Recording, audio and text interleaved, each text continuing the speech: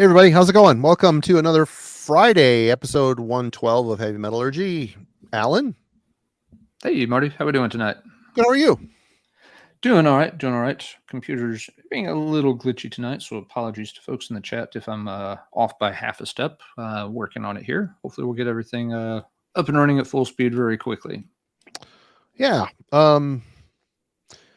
Just a quick, nothing really new to report. Thanks to everybody that checked out Wednesday night's show. It was a lot of fun as always. We talked about Procession, the Chilean epic doom metal band. So if you have not yet seen it, go check that out. The usual suspects and Dreadful Rick from the Dreadful Minutes joined us, which was a lot of fun.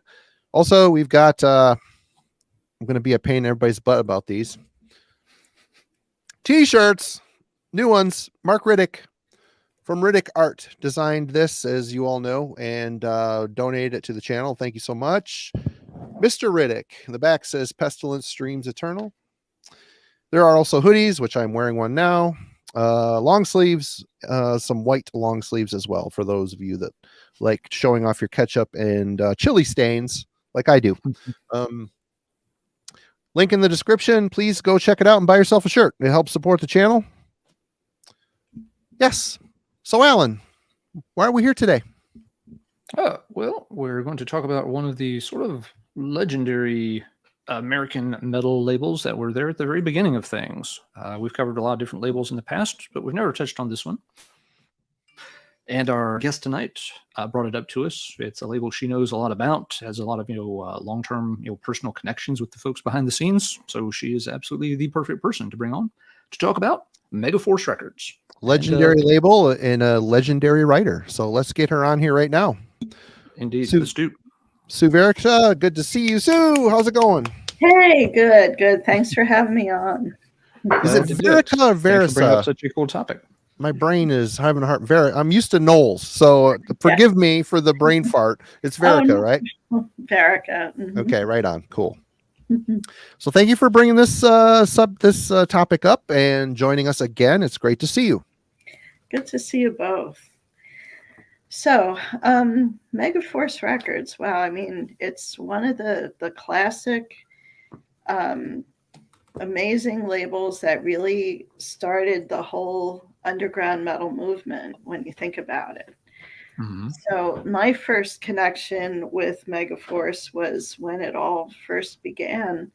Back in 1981, I started listening to a college radio station, and the DJ played stuff that was popular at the time. In 1981, you started hearing Judas Priest and Rush and some of those other bigger rock bands. But then as it got into 1982, the DJ started becoming aware of these different underground metal bands. And so by the end of 82, he was starting to play demos and a lot of thrash metal. So at some point, he started talking about this store that was called Rock and Roll Heaven. And it was really not a regular store at that time. It was a booth in an indoor flea market, which was on Route 18 in East Brunswick, New Jersey. Which is kind of genius because it's probably cheaper than actually paying rent on a brick and mortar store in the city. Anyway, that's right. So we had a bunch of these places in North Jersey. It was they'd get a giant building like the size of a Walmart, and it would have all these little booths in it. Mm-hmm. And I never got to see the Route 18 one in person,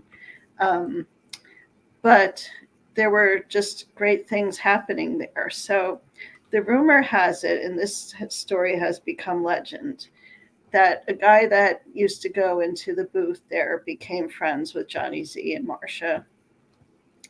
And one day he brought them a tape, and it was the No Life to Leather demo, apparently. And when Johnny Z heard it, he got so excited that he ran through the flea market and actually jumped over tables to get to a payphone to call them, because he wanted to sign them immediately. So Hmm. that's how the legend goes, and the rest kind of is history from there.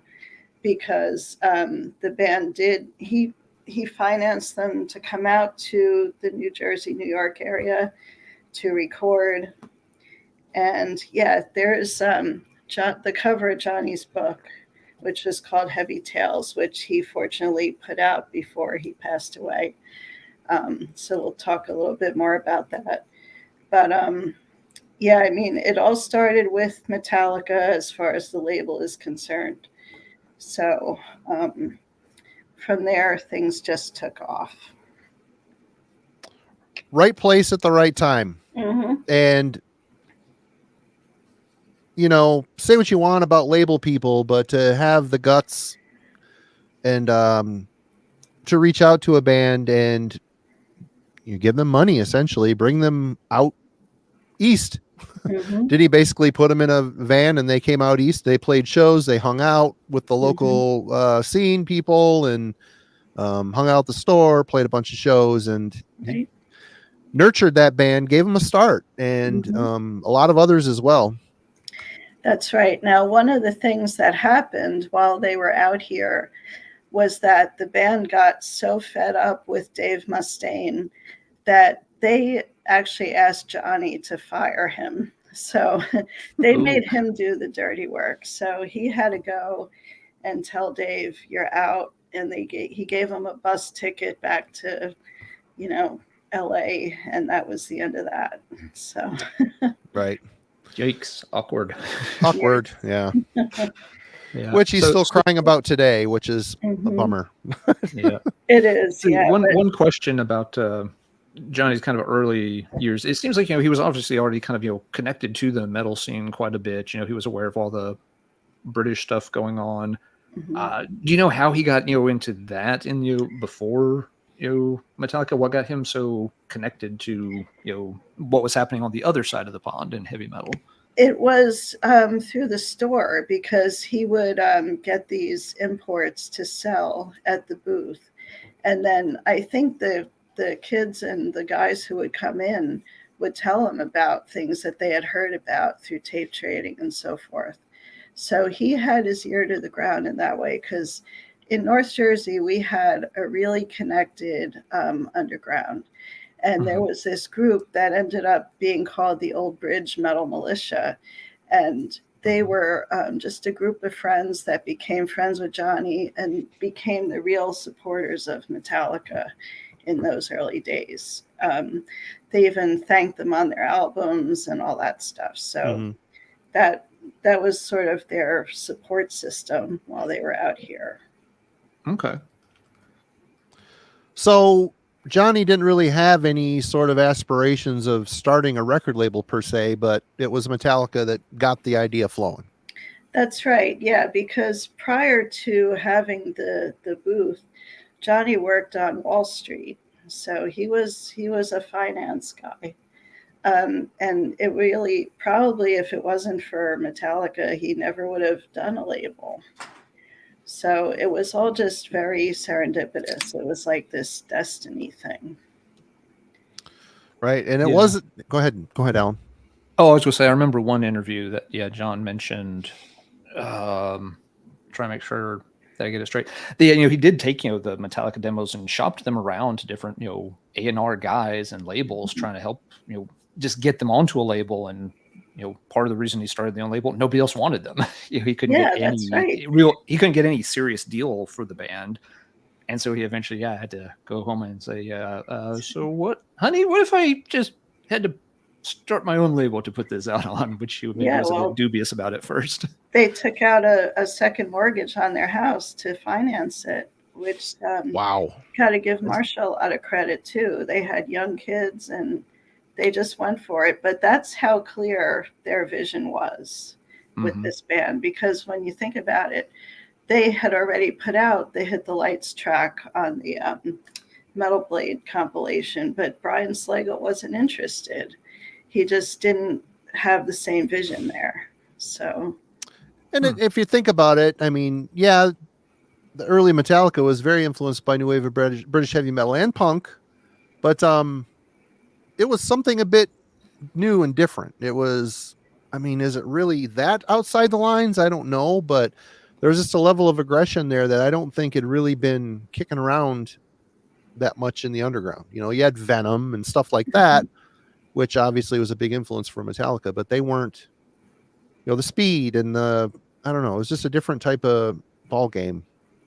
That's right. Yeah, and of course, though, Kill 'Em All wasn't the first release that came out on Megaforce. I'm pretty sure it was the Anthrax 7-inch Soldiers of Metal. Oh, right. Yep. Alan's going to say like, oh, this old thing. Yeah. Wow, that's in mint shape. Wow, look at that. Folks wanted, yeah, and so there's the Megaforce label for folks. Mm-hmm. Yeah, That's which is kind of neat. The Megaforce did a few singles, but Mm-hmm. singles really didn't become a big part of any of the labels for American metal the way it was with the new wave of British heavy metal. So you don't see a lot of these kind of artifacts from Megaforce or Metal Blade or any of those labels.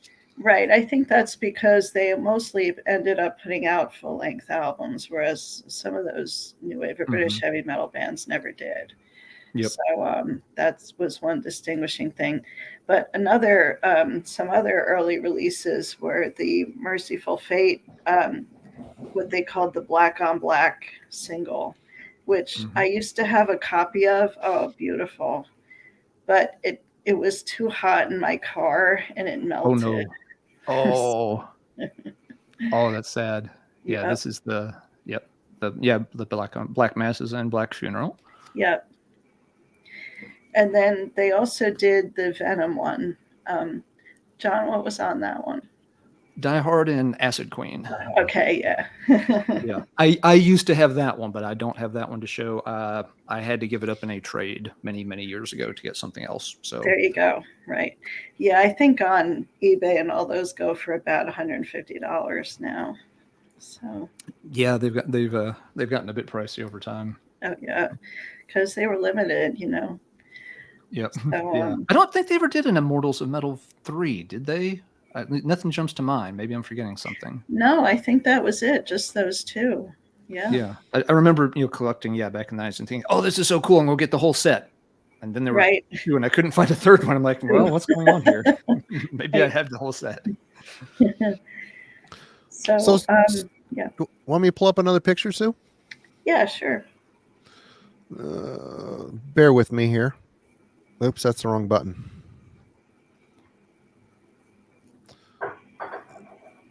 Everybody bear with me here. Okay, so that's a picture of me with the man, the legend himself. I really, now just going back to the old days again, I did go to their store once they opened the full-size shop in Clark, New Jersey called Rock and Roll Heaven. But the few times I went there, I don't recall seeing actually Johnny Z and Marcia working in there. They had Bobby Gustafson and this guy named Brian Nyers, who was part of the Old Bridge Metal Militia. And I remember seeing them in there, but I don't think I didn't really know Marcia and Johnny at the time. But in recent years, now this picture was probably from 2013 or 2014. John and Marcia were living in Pennsylvania, and they were preparing to move to Florida for their retirement. And they had this series of epic garage sales. I mean, it was mind blowing. Imagine going to these legends, and that's where we got a lot of our Megaforce stuff. Yeah. Oh, nice. I go to garage sales, and it's all like used children's clothing from right, exactly. Disney Blu-rays. Yeah. Like I bought a set of serving spoons from the Zuzulas, but I also got all this unbelievable memorabilia. So it was really like we kind of knew them before that, but it was during these series of sales that we really got to know them. And my husband John actually became close friends with Johnny. So let's get a picture up of those two. Hold on one second. Yeah. Take me 2 seconds here. Here we go. I'll get this down, folks. Just takes a couple buttons to click here. Sue's given us a bunch of cool pictures to show, so we gotta, Yeah. Marty's got to sort through them and pull up the right ones. Yep. So as you can see there, Johnny is wearing the same T-shirt that I'm wearing now, and I was there that day, and I took this picture.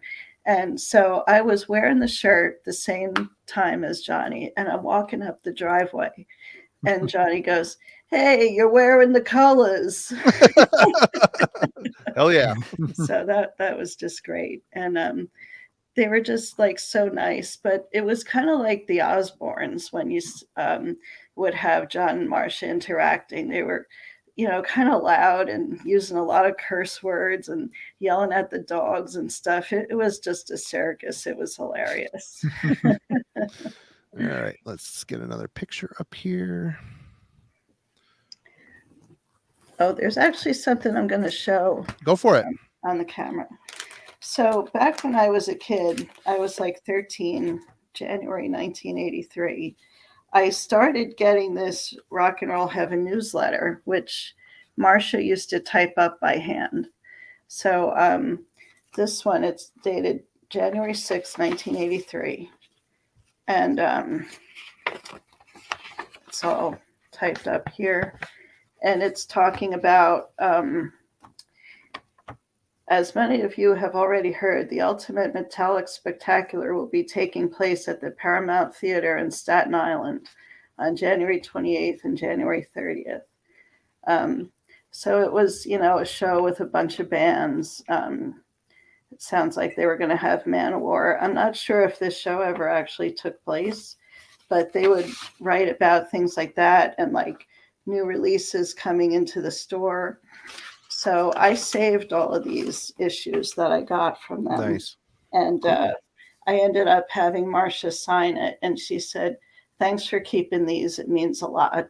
So that was super cool. That's super cool. Mm-hmm. Very cool. All right. I'm going to put another one up here. You can do it. There it is.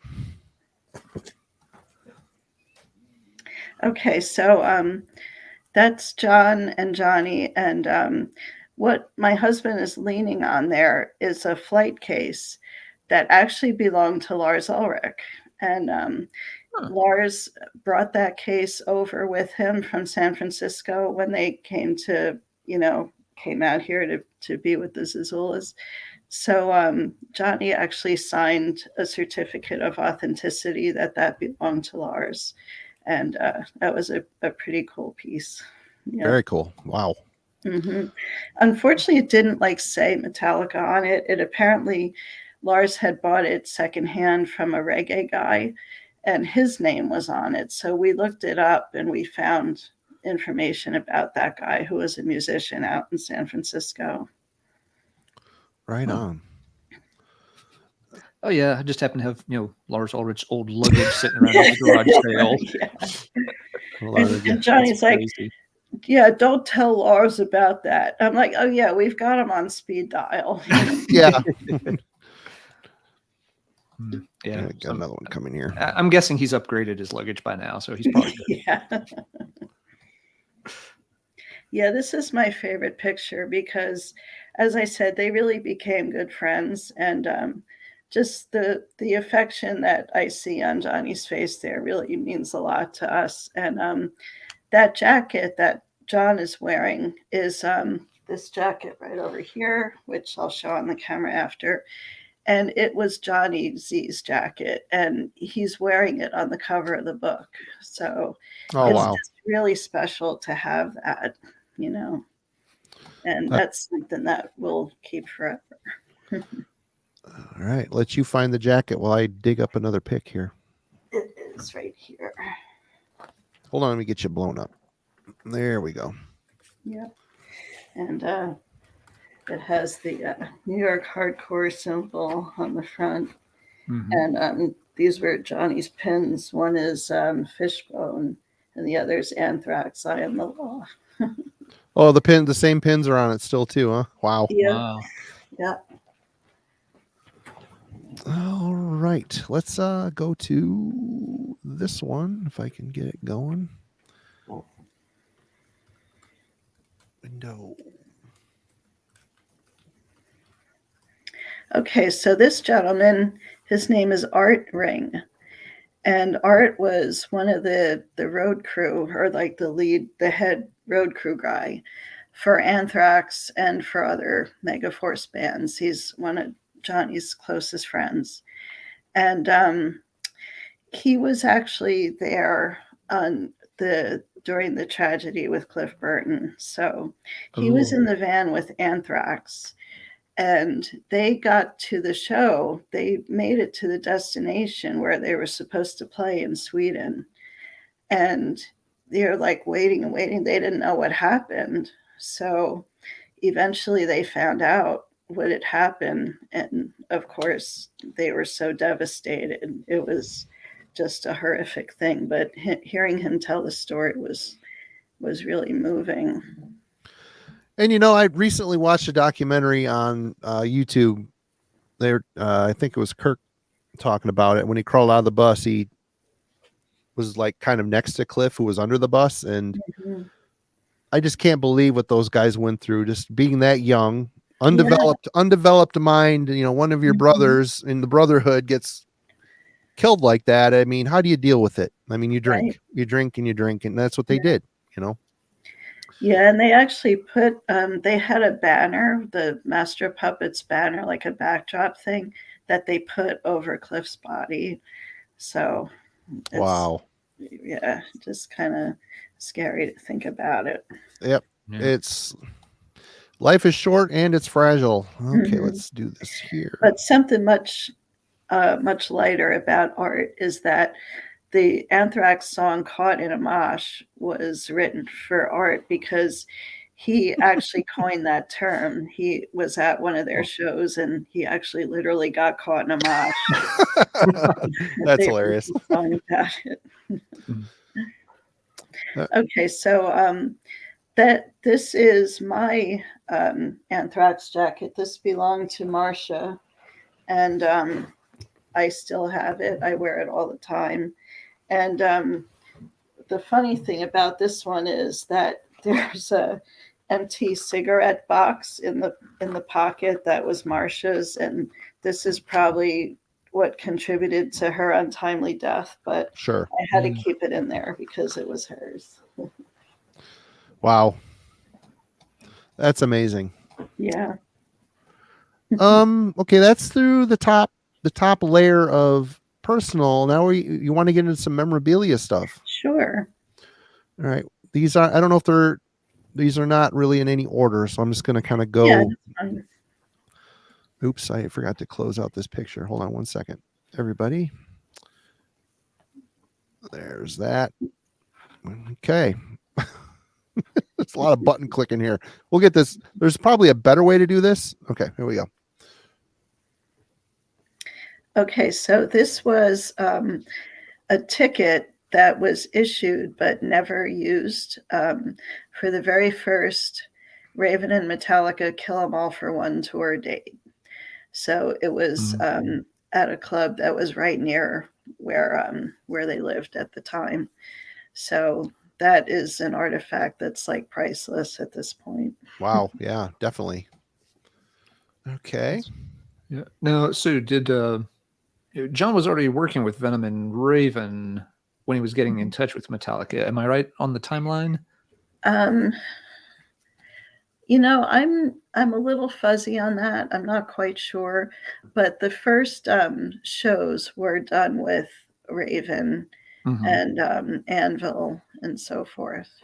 Yeah, because I'm thinking I remember that. Yeah, John had kind of brought them out to the East Coast for the first time to put them on the bill with Raven and that's right, maybe Venom. So I mean, he must have already had those shows lined up for those bands, or had it in the works, and then got Metallica added somehow into the mix at the last minute.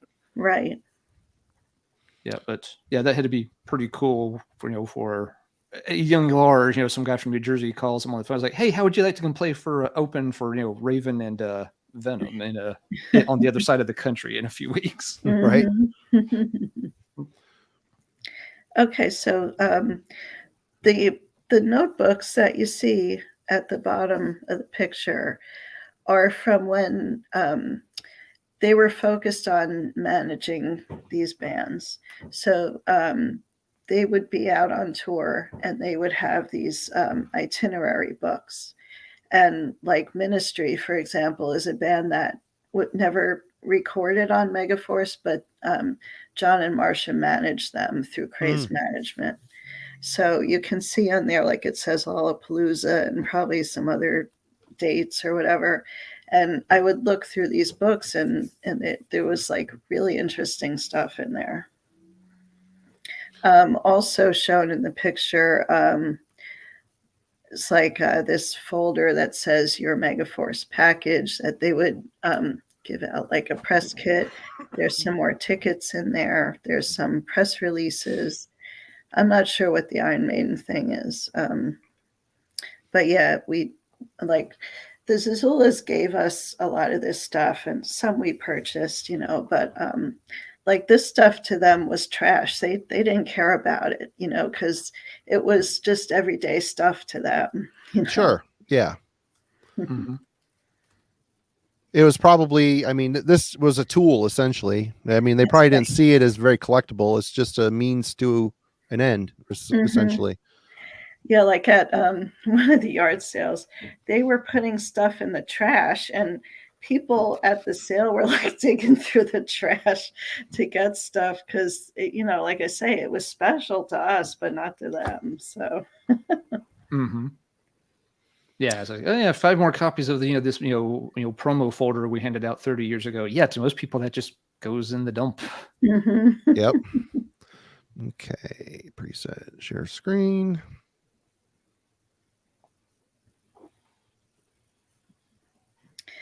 Yeah, so this was a backstage pass, I believe, for the Raven All for One tour. That's a backstage pass. It looks like a center label for a record. Or a coaster, but I think it's a sticker. Yeah. Cool. All right. Here's another bunch of stuff in this one. Hold on one second. Ugh. Get there.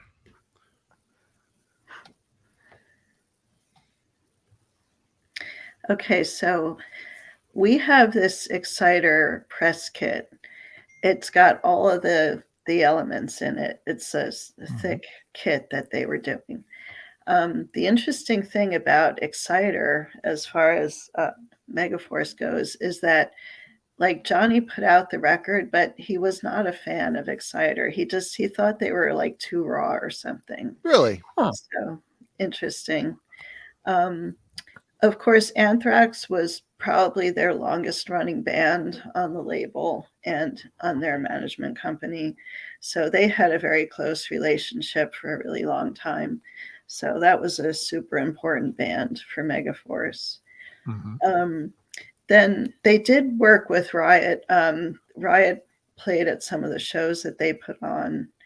And then like, I know that they used to get invited to a lot of events and things like for Iron Maiden and Ozzy and so forth. So you see some of their stuff mixed in. And then there's I think that's a pass or a promo handout for SOD. Now, one thing that a lot of people probably don't know about SOD is that was Marcia's band.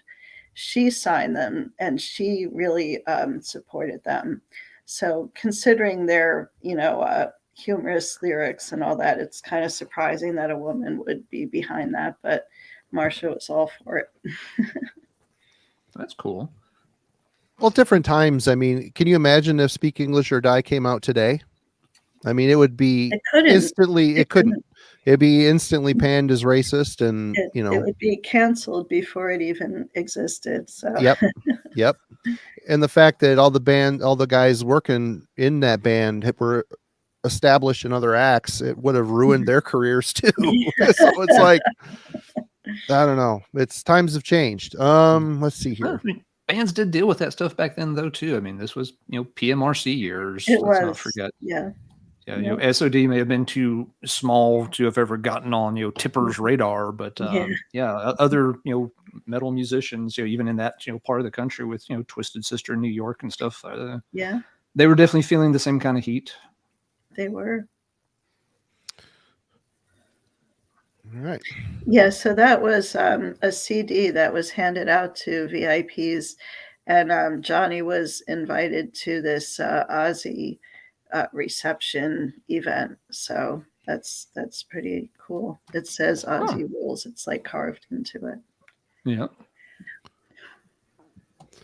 All right. Sorry, my brain froze for a second. Here we go. Here we go.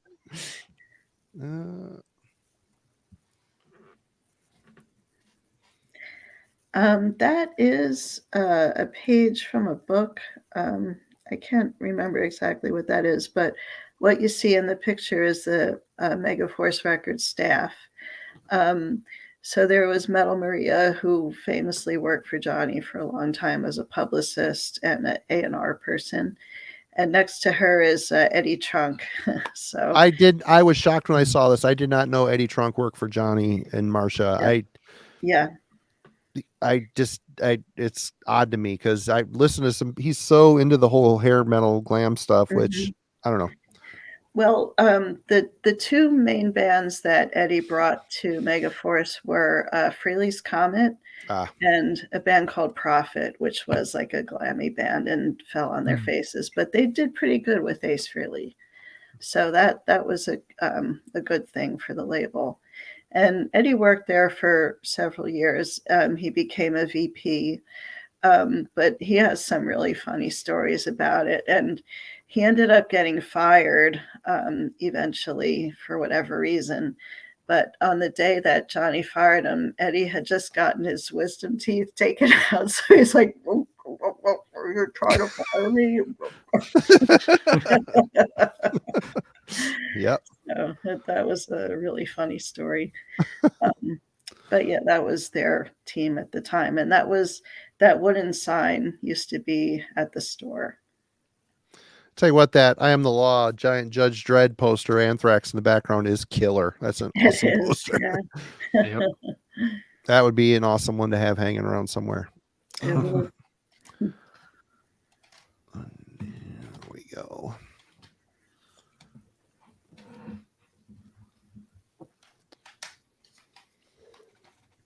Yeah, that's the Exciter press kit again. Oh, is that the same one I've shown already? Sorry. Yes. Okay, we're getting into. Oh, let's do this one first. All right, everybody, thanks for hanging out with us tonight. Cheers to all you for going on this trip back in time with us and Sue. I'm so glad Sue brought all this stuff for us to share with you guys. Yes, a big thanks to Sue for sharing all this. Yeah. Sure.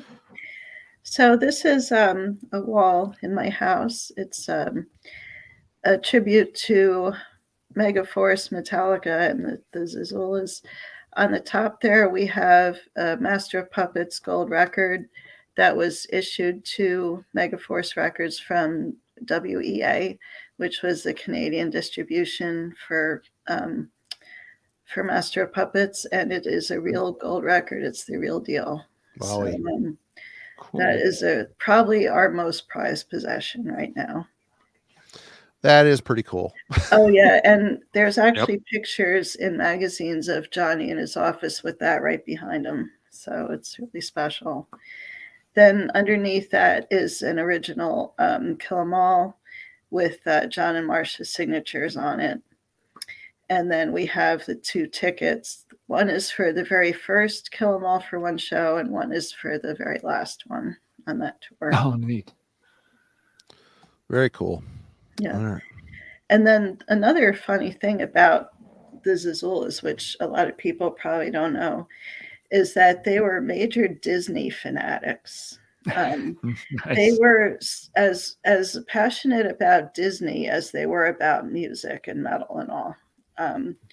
So especially the movie Nightmare Before Christmas, Johnny was so obsessed with that movie that he became pretty much the biggest collector of Nightmare Before Christmas memorabilia in the country. So they would go out to auctions to get this stuff. In fact, this is like an auction that they went to, so they would hold up this card to bid on stuff, and they would have like displays in the house that came from Disney World, or they would go to Japan to get stuff, and it was really amazing. So that was a huge passion of theirs. So just to commemorate that, we have a few little Nightmare Before Christmas items on those frames that you saw in the hallway there. All right.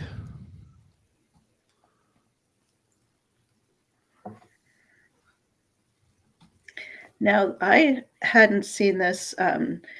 My husband, John, took this picture. This was at one of their houses, and you can see the gold records lined up there and just tons of memorabilia on those shelves.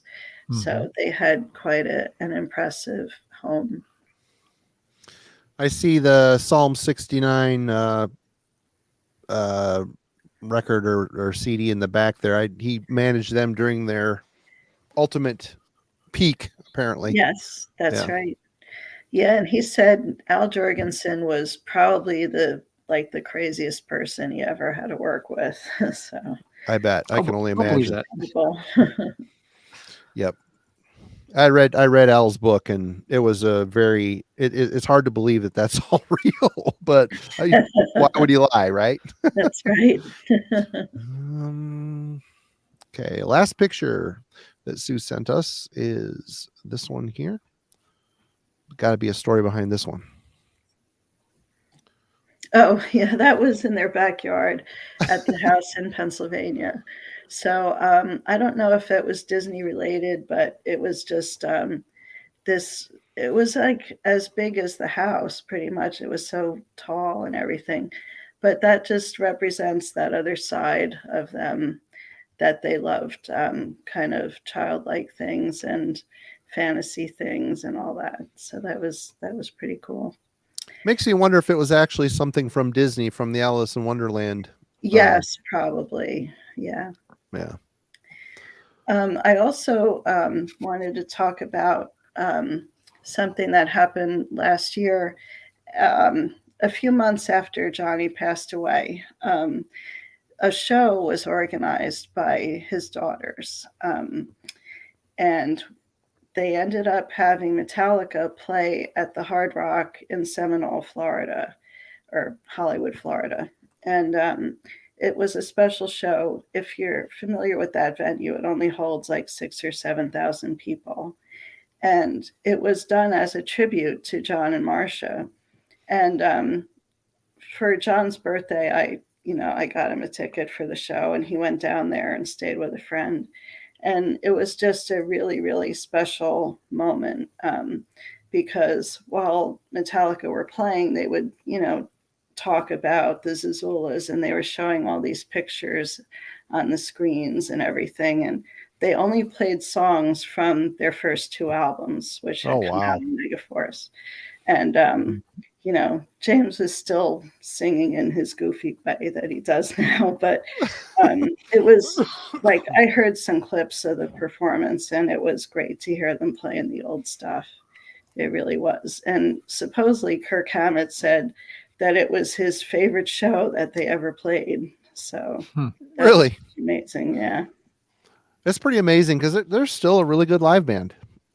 Yeah. Yeah. They still got it. They still got it. So I thought it was nice that they would do a tribute like that. That was pretty cool. Yeah. Yeah, definitely. Yeah. Yeah. I'm glad you explained the giant mushroom picture, because when you sent that batch of pictures and I got to that one, I'm just like, I have no idea, but she'll explain it. It'll make sense later. Yep. That one didn't go to Florida, apparently. No. Well, yeah, those are the picks. Do you want to talk about some records? Yeah, let's talk about some records. We want to go first, Sue?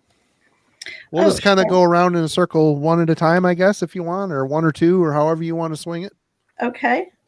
So let's talk about one of my most favorite.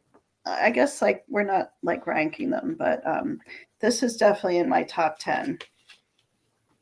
Man of War. I pulled that too. What a fantastic album. And I know Craig Zoller is really into this too. Him and Jeff are the ones that got me into Man of War. Yeah. Yep. There you go. So what was their involvement with Johnny? Just this one album, wasn't it? It was just that one album, yeah. But Johnny really loved them. He was a very big fan of Man of War.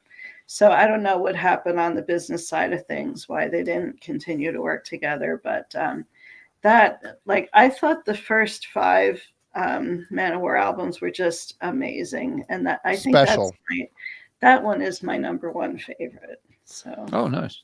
Yeah. I might be with you there. Although it's hard. It's really hard to choose for me. It's the first 5 are so good. Mm-hmm. Yeah, I'd have to pick a couple of the others a little higher, but Man of War kind of hopped labels on a lot of for a while there before they landed on Atlantic. Were 2 of their first 4 albums on the same label? I'm trying to remember I think they were all on different labels. They may have been. I'm not sure if Sign of the Hammer and Hail to England came out really close together, but I'm still, maybe someone in the chat can help out, but I'm thinking even those were on 2 different labels. So yeah, maybe. Yeah, they just it took a while to find a home, I guess. All right, Alan. Let's see. Let's see. This is not a Megaforce pressing because I don't have a Megaforce pressing, but Anthrax, Fistful of Metal. This is a weird pressing. It's a set of 10 inches on colored vinyl with a die cut sleeve. If I can get it open, I'll show it. But it makes sense that they would have landed on Megaforce, being there, more or less, right in their backyard. And still one of the best, or at least one of my favorite Anthrax releases. So, but yeah, a much later pressing of it with the whole thing's on the several 10 inches. Why would they do that? Clear and red. Why would they put it on 10 inches? That makes no sense. I think is because they were trying. They also got the Armed and Dangerous EP on here and a few other odds and ends, and so I guess maybe there was not enough stuff to do 2 full LPs because the album and the EP are kind of short. But it just made for a kind of a weird but kind of goofy package with the fold out cover and stuff. It was something I ran into it in the wild, and it's just like, that's really cool, and they don't want very much for it, so it'll come home with me. But yeah. So what do you think of Neil Turbin? I like his performance on this. Like his performance, yeah. I'm not going to claim it's he's the best vocalist or anything for them. They obviously went on to much bigger and better things with later singers, but I like him on here and on the single. Yeah, I think he works for the style they were doing at the time. Yeah. What do you think of him, Sue? Yeah, I agree with you 100%. I don't know if this isn't OG presser, probably not, but here's it's Megaforce. It's got Important on here. I'm assuming that's Records. That's a distributor. So I guess it's a early pressing anyway. Don't know exactly. Alan would probably know more about this than I do, but I paid $2.99 for it. Yeah. How? Yeah. Folks were asking about some different pressings on the early versions of Fistful of Metal in the chat earlier. And so Frank was saying apparently there are some copies where the band logo is very pink on the back cover, which is apparently more rare than the others. I've not seen that one before, but this is reddish. Frank's referenced it to some other collectors who would know what they're talking about, so I definitely believe them. Well, since we're on the Anthrax kick, I mean, I think I'm trying to think back, and I'm pretty sure this was my first Anthrax release, and it got me digging back. I don't know if this came out. This came out actually before Spreading the Disease, I believe. So I ended up going and buying this as well. Still hung on to them. Had to keep them. The Megaforce. Yeah, Armed and Dangerous, I think, came out. I'm checking the dates for you. Armed and Dangerous came out in February of '85, and Then Spreading the Disease came out. Yep, a little later that year in October. What is it with these classic thrash bands wanting to do Sex Pistols covers? I know Megadeth did as well, and Yeah. didn't need to happen. Mhm. But I think there was definitely a punk influence on a lot of those guys. and this, of course, completely floored me when it came out. I had it on tape. Ended up getting this at Camelot Music in a bargain bin, I believe. But I don't know. This is what pressing is this? It's an island pressing, but it's got the Megaforce Worldwide. Obviously, he managed them. So, yeah, that's the Anthrax stuff. Oh wow, one of the pads fell out of the tapes. Great. Oh, no. Oh. Wah, wah, wah. All right, Sue, you're back. Okay. This is actually my number one favorite Megaforce release, Overkill Feel the Fire. Mine too. It's mine too. Yeah. Oh, yeah. That's way up there. I have been an Overkill fan since before this came out. They were actually my first concert. They played at a high school auditorium in West Orange, New Jersey, before any records were out. And but they had their full stage regalia with the drum riser and the smoke machine and the costumes they used to wear. And I was just completely blown away. And I have been a huge fan of theirs ever since. We've been kind of going back and listening to some of their catalog albums that we hadn't paid as much attention to over the years. But it's just been so solid all the way along. And Really, yeah. I think their new album Scorched is like really amazing. I don't own it yet, but I've got all the rest. I got to get it. Yeah. So they had a couple of stinkers along the way. I'd say Relics 14 was pretty bad, and I'm not too big on WFO, but Why I Hear Black is a kind of a turd too. Exactly, yeah. But most of the others were really good. Yeah. And Marty's trying to get me to go off on a rant, but I want to behave tonight. And another funny thing was because I lived in the area where they're from, and I used to work in a 5 and 10 store when I was in high school. And it was right before Christmas, and I'm stocking shelves wearing a Christmas hat. And one of my coworker friends came over and said, "Hey, Rat Skates is in the store." So I went over and talked to him. He was there with his wife, and we had a nice conversation. It was super cool. I really enjoyed his drumming. I liked him. Who replaced him? Sid Falk? Sid Falk. Yeah. It was fine. I mean, there was a while there, it was like every other album by them. I mean, I liked all of it, but like Under the Influence where Sid came on, it was just like, it's okay. It's okay. It wasn't the same, though. No, wasn't the same. Mm-hmm. No.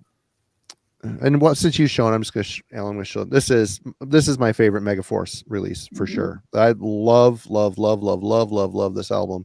And unfortunately, my original pressing was damaged in the great bathroom debacle of 5 years ago. I was changing a toilet and I got the tank too tight and it busted, and about a third of my CD collection had a waterfall running down it. And guess what? When these papers hit the water, the cover didn't do too bad. I always loved that band picture too, by the way. Totally killer. But the tray card's a little fuckered up, to be honest. It's okay. There was worse off, but this is, for me, the best Overkill. I really like this in Horoscope a lot, but Under the Influence as well. But man, what a special time. Very punk in spots. The bonus track on the CD was Sonic Reducer by the Dead Boys. Yeah, they skipped Sex Pistols and went for Dead Boys. Yeah, so, which is it's got a little bit more street cred for me with that than. Yeah, I mean, I love the Sex Pistols, but the thrash guys covering it never worked. It just didn't work. Love this so much. When I saw them play that show at the high school, they played Sonic Reducer, and it was just so great. Yeah. Nice, yeah. I originally had the cassette, and it didn't have Sonic Reducer on the cassette version. So it wasn't until I got a CD copy years later. It's just like, oh, an extra song. Wait, I know this song. Wait, this is really good. Yeah. And it was kind of a fitting end to this album too, because the album had kind of a punk vibe to it. I mean, it wasn't a standout punk vibe. It was very metal, but God, this album is so good. I get excited just looking. I just want to listen to it when I see it. Right. Yeah. Yeah, that's an awesome one. Yeah. Mm. Alan. All right. Let's see. This wasn't again, Megaforce, as we've folks have been discussing in the chat, they don't have a incredibly deep discography. I don't think we're going to show a whole lot of stuff people have never heard of, but they did also get licenses and put out stuff for bands in other countries. One that I like a lot is Exciter's second album, Violence and Force. Mm-hmm. I know a lot of people take the first album over this one. I think I like this one a bit better. And yep, it's on the old Silver Megaforce label. Just a really good high energy album. There's really nothing wrong with any of their early stuff, but this one's got so many good tracks. Saxons of the Fire. Get the lyric insert out of my way here so I can see the track list. Let's see. But yeah, you've got Destructor, you've got the title track, of course, Evil Center, just goes on and on. Yeah, it's kind of interesting that what you said earlier, Sue, that he was really into the early Metallica stuff, but then there was a line, and Exciter ended up on the other side of the line that he wasn't. That's amazing to me because that shit rips. It really does. It's so good. Yeah, and I mean, it was drawn on the same influences. They don't sound like Metallica necessarily, but Exciter, you feel like they were probably drawing on a lot of the same influences coming out of the British scene. So yeah, interesting that this band did not click with him. Yeah, but yeah, always liked this one, and I always hate. Y'all have probably seen that a lot of the reissues, the color on the reissues is all messed up, and it's really yellow and green looking. Oh, and that bugs me to death. All right. It's one of those things. It looks like something's grown. You lift in the basement and something's grown on the cover of it. Oh yeah. It's like Randy was looking through your albums there for a minute. It doesn't not look like Randy was sitting on your records. Okay, Sue. I just saw a question in the chat. Was Lawnmower Death or Ludachrist on Megaforce? No, they were not. Lawnmower Death was on Earache. Mm-hmm. Ludachrist was on. Were they on Combat? I think so. Yeah. Sound Barrier was on Metal Blade and something. They did one self-release, but I don't think they did anything with Megaforce. If they had Lucha, I would have pulled it for sure. But yeah, I agree. Exciter should have been bigger than they were. They were a really great band.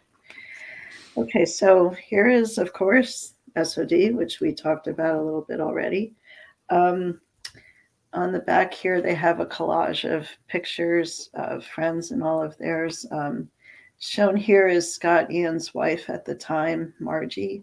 I went to college with her brother, so he used to tell me a lot about Danny Lilker, and so he was brother-in-law to Scott Ian. So he used to tell me a lot of stories about them and stuff. But then I read Scott Ian's book a few years ago, and he was just like dragging that lady through the mud. And I felt bad because, I'm sure she was a nice person and stuff. So anyway. So that means that the relationship ended poorly. And he probably lost a lot in court. That's why he's angry. Yeah. Exactly. Yep. But yeah, they were a really interesting band, and there's only one Billy Milano. And like, how often do you say, oh, like your coffee starts getting cold and you just start singing that milk song? Right. Things like that just stick with you. Right. Okay. Alan, you're back. All right. We talked about this band a little bit earlier, but yeah. The Megaforce also did pressing for Melissa on picture disc, which it says, there's the Megaforce logos on the back of it. But yeah, it also has like the important imprint, like you said, Marty. So obviously this needs no real introduction or explanation. Yeah, it's fantastic. It starts with Evil and Curse of the Pharaohs, and it could end right there and just be perfect. But hey, you get a bunch of other really great songs as well. So you can't complain. Now, one thing that's I'll random side note, Brian in the chat had just mentioned this about Combat, and Combat did some picture discs like this too, where they basically just took the album cover and put it on in a square, so that you end up with kind of empty space around the four edges. The Combat ones tend to have like orange filled in around the edges. I don't know. And I guess, the Megaforce did the same thing with this Mhm. picture disc. But yeah, they always stand out. But I tend to always think they're on the same label together because I started to pull like my Nuclear Assault picture disc at Slayer, and Don't Break the Oath has a picture disc like this too. But then I looked at them and I was like, wait, these aren't actually on Megaforce. I don't.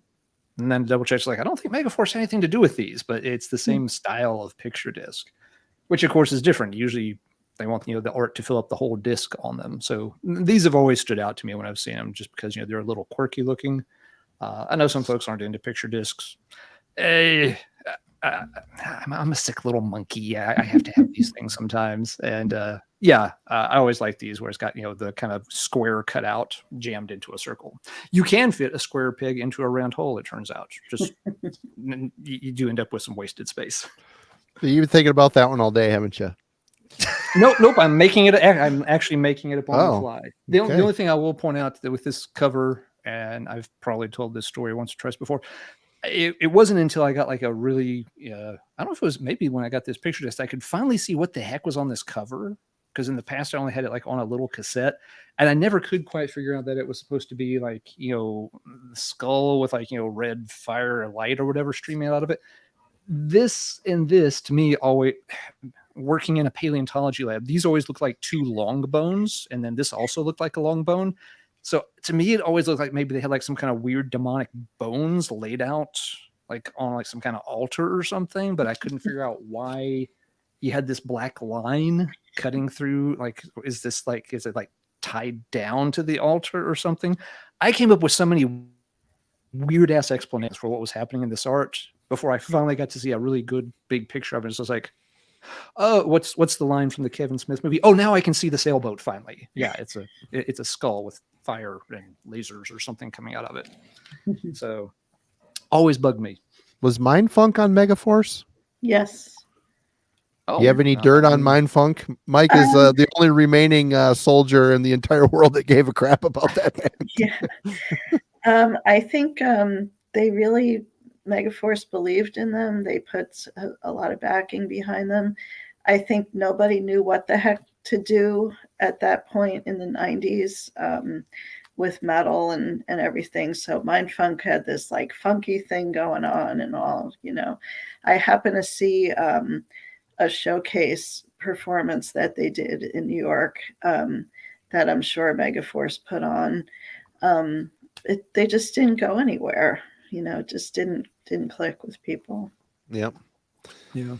Early mid-90s was a weird time, and stuff was very hit or miss as to what made it and what didn't. That's right. But, along those lines, though, Megaforce also signed Nude Swirl, which almost completely sank Johnny financially. They put all this money into it, and the band handed them a tape that Johnny threw in the garbage and said, "You got to do it over." So, ouch. That was a real disaster. Wow. Nude Swirl. Why does that not ring a bell? You probably never heard of them, I don't know that one. Never did anything. Yeah.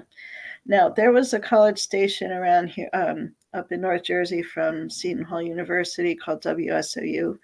And they were an all metal format. So they were an important station, like to break some of these kind of bands. And they played Nude Swirl all the time, but that's the only time you would ever hear it. All right. Well, Alan showed Exciter already, and this, I saw it on the list that this was on. I don't know if Johnny must have licensed this or something, but this is my favorite Exciter record. I love this thing. This thing rips. This is a Combat important. So I don't know if this is if this was I don't know. No. It was. I saw it on a list, so that's post. This is my favorite Exciter, so I'm going to go again here. SOD. Yep, there you go. The grandfathers of crossover. Absolutely. And again, as we discussed, this album today would never have made it. Never would have made it. It would have been shot down and everybody around it canceled, which, I don't know. It's crazy to me. It's crazy because I remember listening to this like it was nothing. You know what I mean? Yeah, the fact is, it's funny. It's just funny. So It's funny. It's funny, there's and nothing wrong with having a sense of humor. nope, sense of humor, and they didn't mean it. But and there's Johnny right there. There is, yeah. Yep. All right, Sue, you're back. Okay, so we have to go with this one. The Lone Ranger. Everybody knows. Before El Duce. People were asking on Wednesday night if somebody would show this on Friday night. Oh, really? I didn't see that. Yep. Of course, we know that the Lone Ranger was Johnny himself. So, Oh, really? oh yeah, yeah. And he did this, I guess he was kind of serious about it, but it's, gone down in history as just something that's pretty hilarious. So I believe Is that what is it? it's Johnny doing rap over metal. Oh, okay. It's actually came out before I'm the Man and Bring the Noise and all. So perhaps it was the first metal rap album. There you go. And Anthrax stole all the credit. Come on, guys. Okay, Alan. Let's see. We'll do another one that Megaforce licensed from another country. They brought in Gravediggers, Heavy Metal Breakdown. And, yep, here we go. So, yep, kind of an interesting one that, because with so many German bands coming out, that, this was the one they latched onto. Don't know if there was a particular reason. Just it was the one that crossed their table, or if they had something worked out, with Gravediggers, personnel or management in Germany. But yeah, a cool album. One of their, now it's, one of those kind of minor classics from, early German metal. The vocals, of course, are very, very gravelly. We all know how that goes, but it is a very solid album. It is very tuneful once you get past, those super rough vocals. Heavy Metal Breakdown's good. Tyrant, Shoot Her Down, Legion of the Lost. We Want to Rock You. Just fast, energetic, catchy, chuggy. Kind of classic German metal. It also got pressed by Combat in the U.S. So there were a lot of labels that did license this. It made the rounds for sure. And you got to love, giant, skull-shaped Earth, being exploded by some kind of giant stone spaceship cross thing. That's pretty much mid '80s 19 heavy metal right there. What's up with the America silhouette and that makes no sense. Because Germany, they always are a little goofy with. Does that mean American pressing? Or is that on all of them? I don't know. No, I don't. I tell you what. While you go, I will try to find a picture of a noise pressing and see if it also. I think it has the American logo on it too, but I'm not 100% sure. I'll check it out. Gravedigger. It didn't take them long before they thought they were going to kind of conquer America and change their sound a bit. So maybe it was foreshadowing of what their ultimate plan was to, win the hearts and fans and minds of American metal listeners with a robot duck. But that would come later. Yep. And didn't work. Spoiler Did alert. not work. Yeah. Let me see if I can find a picture of the noise. That's a good question, Marty. While you go ahead. All right. I just want to show this again. Alan beat me to the punch, but talk about again having your finger on the pulse of good shit. And this is some of the best shit. And this is I think he did something with this too, although this is a Music for Nations press. But man, could you get any more at the time, like I said, during the satanic panic of the 80s, this was truly scary shit. It just was. And did he bring them to America, or did he just see them in America and say, I'm working with these guys? Do you have any idea how the clouds align with this? But I don't know that one yet. Some of my favorite music ever, this and Don't Break the Oath. Again, to be that out there and so in touch with what's going on during the 80s, and to take a chance on a band that's one-upping Venom on every level, musically and you know, satanically. I mean, King obviously isn't, you know, he was just kind of playing off the whole Church of Satan, you know, thing. But wow, it felt so authentic. And the fact that Johnny had his hands on this early stuff and brought it to America was very, very, very, very, very cool. So total respect. Very good. Sue. Okay, so this one was called From the Mega Vault, and it was a compilation of the bands in their catalog at the time. And two of the coolest things on here are the fact that Blue Cheer is on it. Now, Blue Cheer was a classic proto-metal band. Some say that they actually founded heavy metal back in the 60s. But they did this comeback album on Megaforce that was like a metal album, actually. And it was amazing. So it was great. It was really cool having them back and having them on this compilation. Another cool band on here is Blessed Death, which came from New Jersey. I got that coming up. Okay. Yeah. These two guys with these giant beards and all. And they, you know, they played a certain type of metal that, like, you know, was that real, you know, so frantic and the crazy screaming vocals. I love it. Right. So that was on here, one of their songs. And we also had TT Quick. This was produced by Michael Wagner. And TT Quick was like a local bar band. They started out doing covers and eventually started doing originals. They're a really solid, good rock band, and their singer is now in Accept. Isn't TT Quick's drummer Glenn Evans from Nuclear Assault? Yeah, there was a lot of overlap with all these bands. Yeah. Awesome. I've never even seen that in the wild, to be honest. Yeah, From the Mega Vault. I remember I used to play this on my radio show years ago, different tracks from it. So. All right. Yeah, I've never seen that comp out and about as much as one would expect to for some reason. It does seem to be hard to find. Yeah. Okay, so our Gravedigger update, Marty.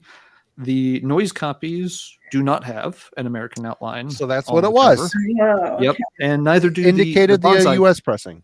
Yeah, the Bonsai pressing does not have it either. They did press it in Canada on Bonsai, and it lacks the American outline. So, yep, that seems to be just the Megaforce pressing. And I think I said before that there was also a combat pressing, but I don't see one of those listed, so I think I was wrong about that. Why in the hell wouldn't the Germany one have the outline of Germany and the Canadian one the outline? I mean, why America got to put the outline on it? God damn her. This one's for you right here. Here's right, America. It's missing a few chunks like Hawaii and Alaska, and you know, well, those don't count. Yeah, would have looked goofy. It would have broke up the feng shui of the cover, I guess. I'm pretty sure the outline itself already accomplished that, with or without the non-continental 48. Right. Okay, Alan, you're up. Let's see. Well, a band we've mentioned only in passing, but did have some stuff with Megaforce was Testament.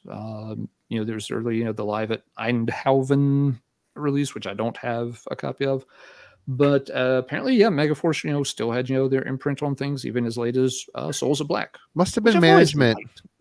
Yeah, just we're but most folks gravitate towards like the Legacy and stuff. I'm not saying this is better than the Legacy. I'm just saying this is a good Testament album that people seem to gloss over sometimes. But I've always liked this particular one a lot.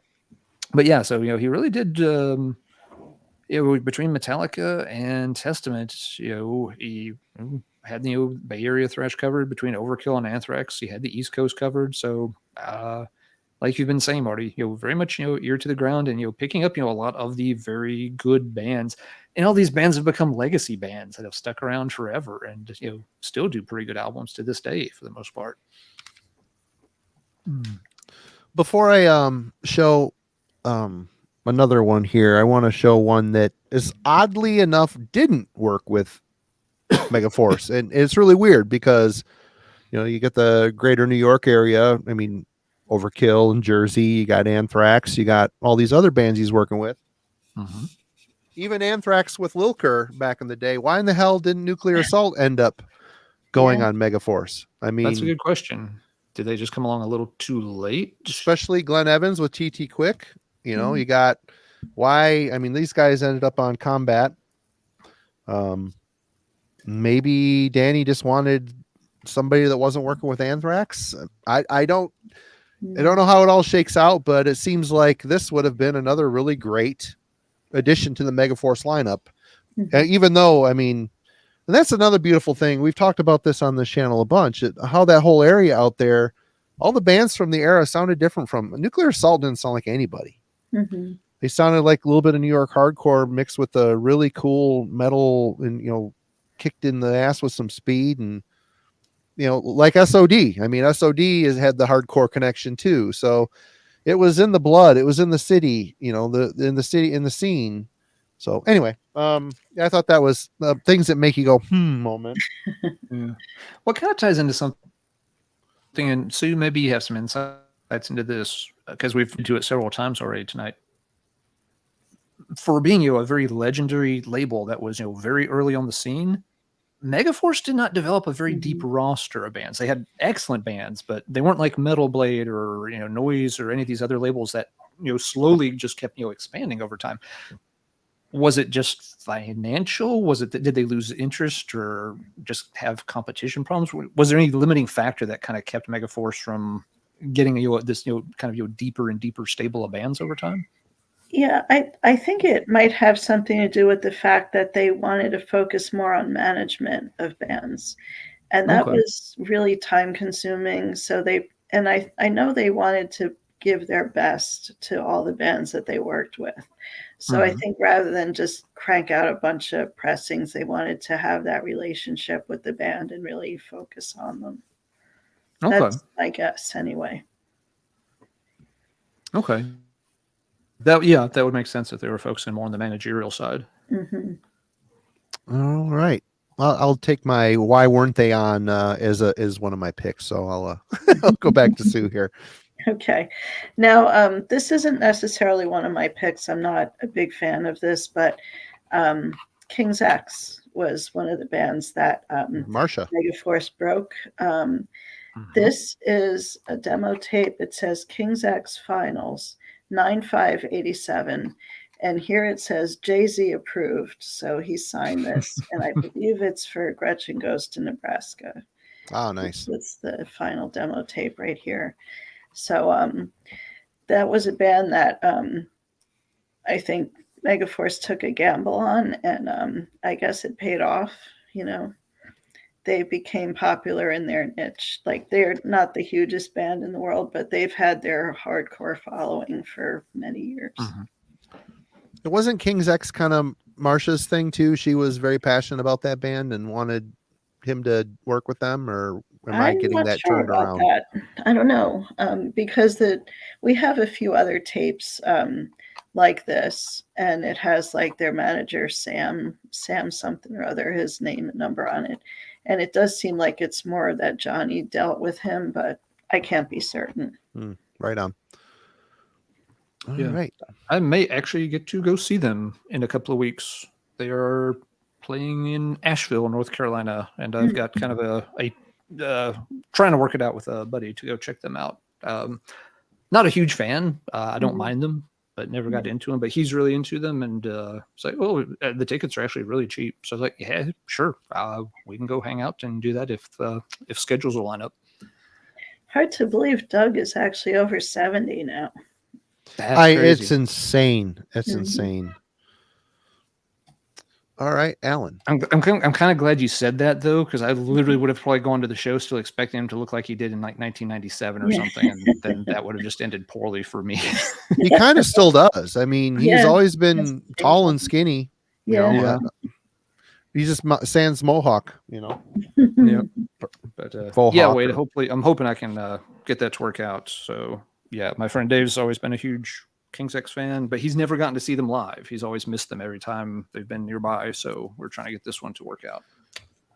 Well, the way Austin talks, they're amazing live. So I guess have fun. If you're not familiar with the music, it's probably a little less impactful, but Yeah, bro. The tickets are like $25. I'm like, for $25, yes, I'll drive, a couple hours to Asheville and hang out with you for the night and watch, a cool legendary band. Yes, absolutely. Considering what most bands, when he said they were coming, I thought he was going to say tickets would be like $100 or something. He's just like, nope, $25. I'm just like, if you got the night off and I don't have something going on, we'll go. Right on. Okay, let's see. A real random one. We've mentioned that, once you get to the 90s, obviously, metal got kind of weird for everybody. The Megaforce roster from the 90s is no exception. Lots of bands trying different things, everybody trying to find their weird sound. I don't even know where I came across this band, but it's just one of those random, it's very 90s sounding, and I always thought, it was kind of at least halfway decent. It's an album called Stupid People Shouldn't Breed. Oh, the Skate Names. Yeah, by Skate Names. I think I had this on CD once upon a time. Maybe it was a cassette. I don't know. I've got a digital copy of it now, so I had to pull it up on the phone. But yeah, I always loved the title of the album because it's so very true. For starters, but this was a band that they were getting a little bit more of that, kind of heavy, crunchy, stompy, industrial techno metal blend going on, more sampling and stuff, but also kind of punky hardcore aesthetic about the whole thing. It's a little bit of a mishmash, and I'm not going to claim it's one of the best albums ever made, but when you're in the mood for it, it could be a fun listen. So when I was going through the Megaforce discography, it's like, oh, there's actually a random one from the middle of the 90s I had forgotten about, and I would have no problem giving that a shout out. I don't think the cover art did them any favors necessarily, but regardless, it kind of, it's not like SOD, but just for me, it's in the same zip code because, again, when you're in the right mood for it, you listen to it, and it's kind of, goofy, stupid, but very fun. Right on. Okay, Sue, are you ready? I am here. Yes, okay. I got this. These pictures here. These are all outtakes from a photo shoot that was done with MOD. So MOD was Billy Milano from SOD doing his own band, which stood for Method of Destruction, and this is from the Gross Misconduct album. Oh, right on. Did these photos that we ended up with. And I wasn't huge on that band, but he kind of kept the SOD vibe going with that. Totally, for sure. Something Brian is asking, was DRI and Megaforce in the beginning? I believe they were on Combat. Right. Combat Core, to be exact. I could be wrong, though. Yeah. Okay. Alan. Let's see. All right, another much later release. I had no idea this was on Megaforce until I saw it on the list. But you do get the Megaforce imprint on the Lost Tracks of Danzig 2 CD that came out, which, yep, I would not have guessed that with 50 guesses, but so it is. This came out, I don't know, 10, 15 years ago, and this kind of thing usually doesn't end well whenever you get those. Here's all the scraps of material we scraped off the recording room floor, and because the artist is popular enough, we know some of you fanboys will actually give us money for them. This one actually turned out to be pretty good, I thought. Especially a lot of the material on disc 1 in here is... A lot of these songs could easily have been on one of the first 4 Danzig albums and fit in quite well. So, some of the songs didn't get completed. You got to cut something. The liner notes explained there were a couple that, just Glenn ended up not being the big fan of. There were a couple that Rick Rubin, kind of gave the thumbs down to, and so they got axed.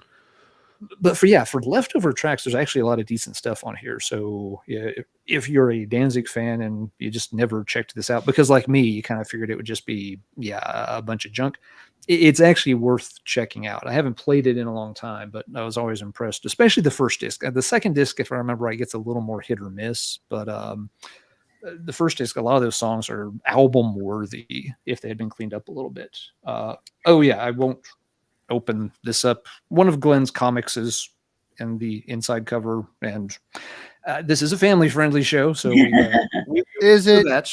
Is it really? I don't know. Yeah, I'd say we're at No. least PG-13, and Yeah.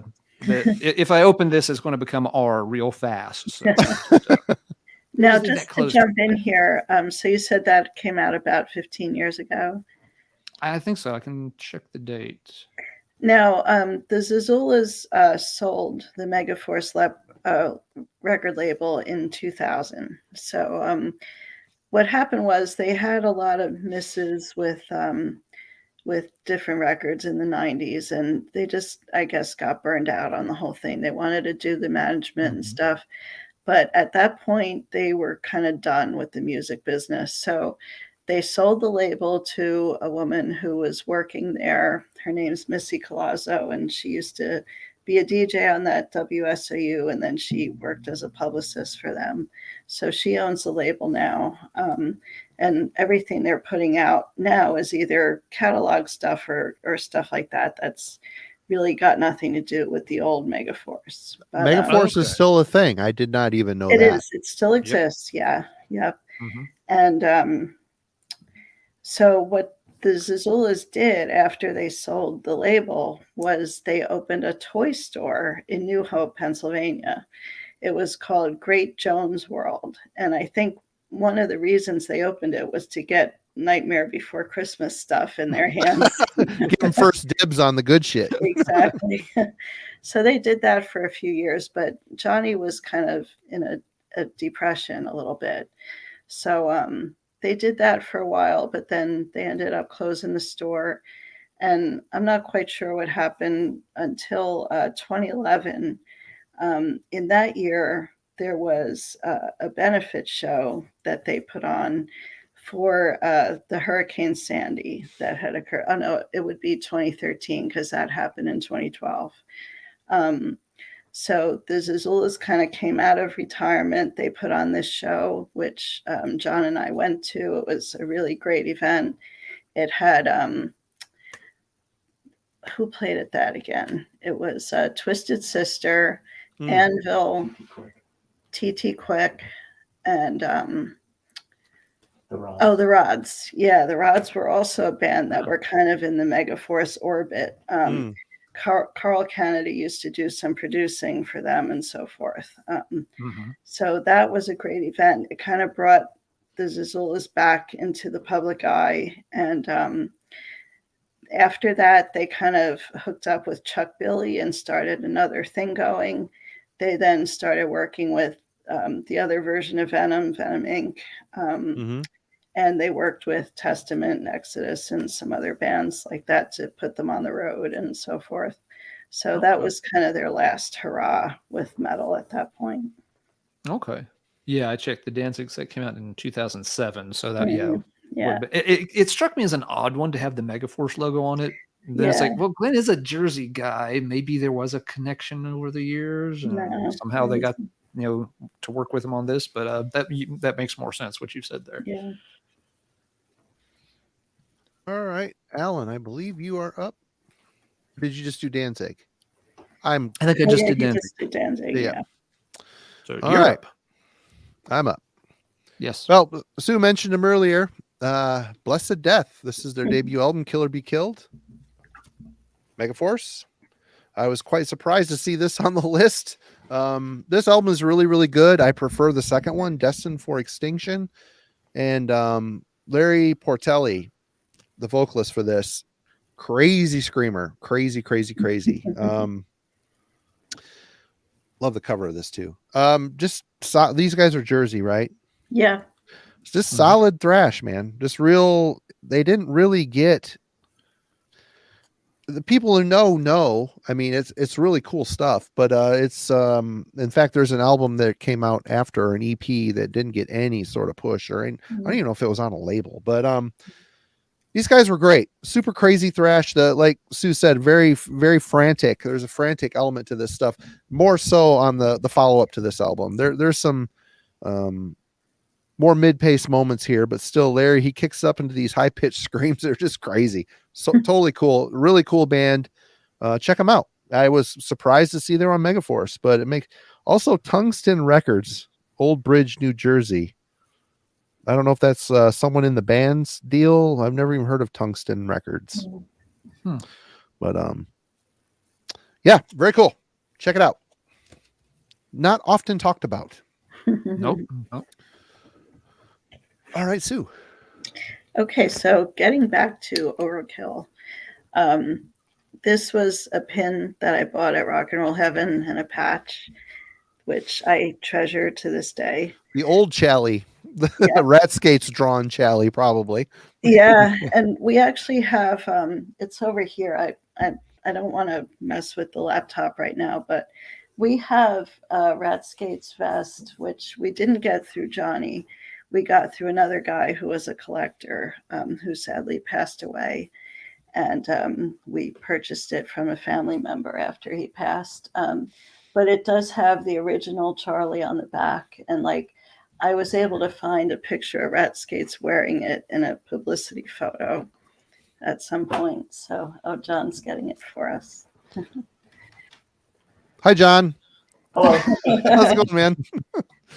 So there's Charlie, and it says RAW. I think that was something to do with skateboarding that Rat wrote on it on the front of the vest, which you can't see because we have it in the shadow box. Wow, that's awesome. That is has awesome. His initials RS on it. So this is a really neat item to have. That's really fucking That's cool. pretty cool. Yeah.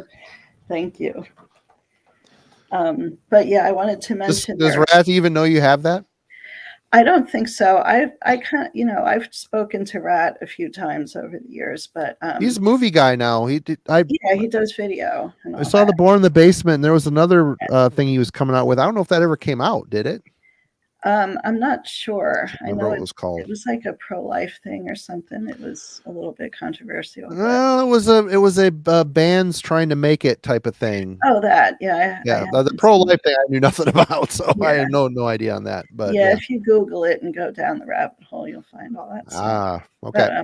But, the reason I'm mentioning them is for the album Taking Over, which was also just an incredible thrash classic. Classic. Yep. All right, Alan. Okay. Well, we haven't actually talked about it, so I guess it's time. I know we've all been beating around the bush. Yep. Had to come up There sooner or you later. go. Yep. Obviously, again, it needs no introduction or anything. For a long time, this was probably the Metallica album I played the most. That's changed over, maybe the last 10 years or so. I didn't go back to it as much as I used to, but it's still a really fun set of songs.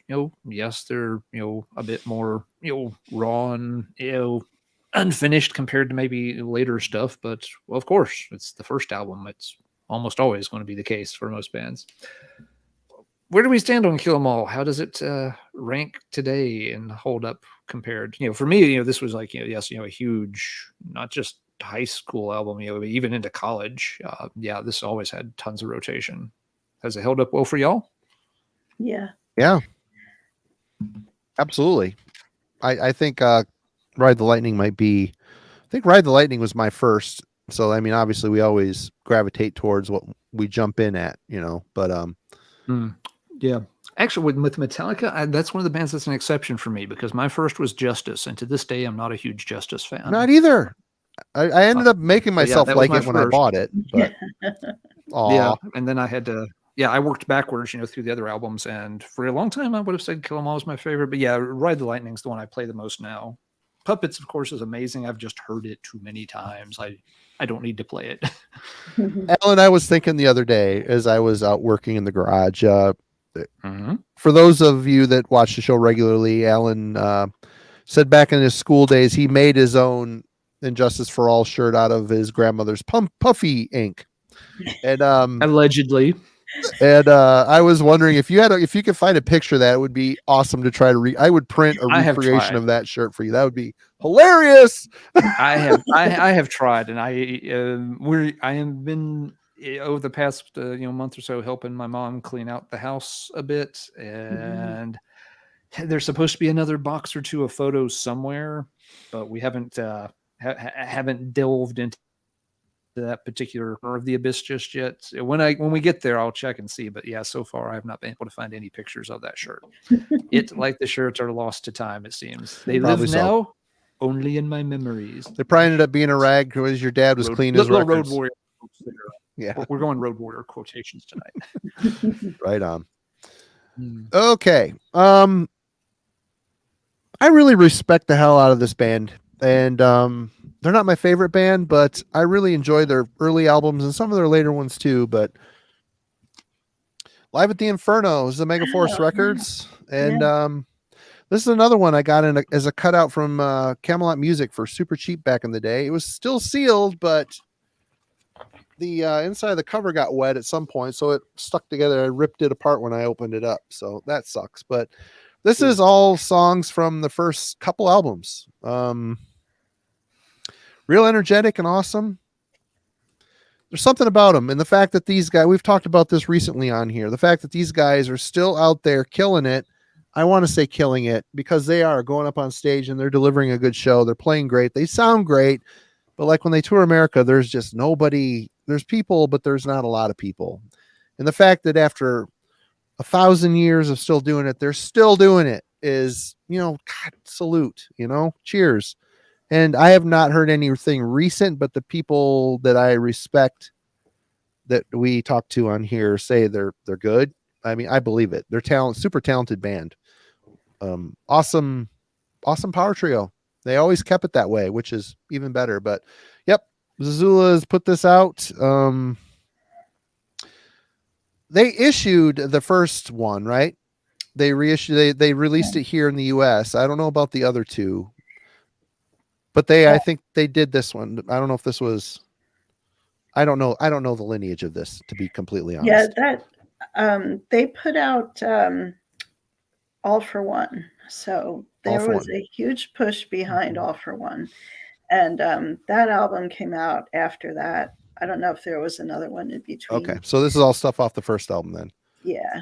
Well, actually, there was 2 albums before that. There was. Okay. See, I'm all screwed up. I've got up the first 3, and I don't know what order they go in. They're just sitting on the shelf Rock next to each Until other. You Drop was their first album. Then Wiped Out. And then All for One. Right on. And they had the Crash Bang Wallop EP, which was great. Yeah. But this is fun. Really good stuff. Yeah, like I love Raven. That's something where John and I don't agree. He's not a huge Raven fan, but yeah, this is a classic to me. I love it.